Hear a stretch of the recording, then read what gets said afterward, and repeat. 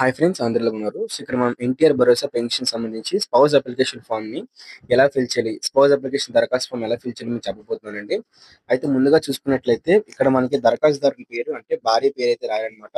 అలాగే భర్త పేరైతే రాయాలి. దాంతో పాటే మనకి ఆధార్ కార్డ్ నంబర్ రాయాలి. భార్య ఆధార్ కార్డ్ నంబర్ రాయాలి. మీ రేషన్ కార్డ్ నంబర్ రాయండి. మీ రేషన్ కార్డ్ మీ రైస్ కార్డ్ నంబర్ అయినా సరిపోతుంది. మీ ఉపకులం అయితే రాయండి. సో, అలాగే మీ కులం కూడా రాయండి. దాంతో పాటు మీ సంవత్సరం ఆదాయం అయితే మీ యొక్క ఇన్‌కమ్ సర్టిఫికేట్‌లో ఉంటుందండి. దాన్ని బేస్ చేసుకొని అయితే రాయండి. అలాగే మీ ఆధార్ కార్డ్ నంబర్ కూడా అది మీ చిరునామా అయితే ఉంటుంది కదా! మీ ఆధార్ కార్డ్ మీద. సో, ఆ చిరునామా అయితే ముందు డోర్ నంబర్ రాయండి. దాంతో పాటు మీకు లేకపోతే వార్డ్ లేకపోతే దాని తర్వాత మీ జిల్లా అయితే రాయండి అన్నమాట. మీ మండలం రాయండి. దాంతో పాటు మీ పెన్షన్‌దారుని యొక్క పేరన్నమాట. సో, ఎవరైతే ముందుగా పెన్షన్ తీసుకున్నవారో మరణించిన వ్యక్తి ఎవరైతే ఉన్నారో అతని పెన్షన్‌దారుని పేరు, అతని ఆధార్ కార్డ్ నంబర్ అయితే రాయాలి. భర్త ఆధార్ కార్డ్ నంబర్ రాయాలండి. దాంతో పెన్షన్ ఐడీ అయితే ఉంటుంది. మరి పెన్షన్ బుక్‌లో అయితే పెన్షన్ ఐడీని అయితే ఇస్తారు. అలాగే పెన్షన్ రకం ఏంటో కూడా అయితే పెన్షన్ బుక్‌లో అయితే మనకి మెన్షన్ చేస్తారు. పెన్షన్ రకం, వృద్ధాప్య పెన్షన్ ఏంటంటే అది. అలాగే మరణించిన తేదీ, ఏ రోజు మరణించారని చెప్పేసి ఉంటుంది కదా! ఆ రోజైతే మీరు ఇక్కడ మెన్షన్ చేయాలి.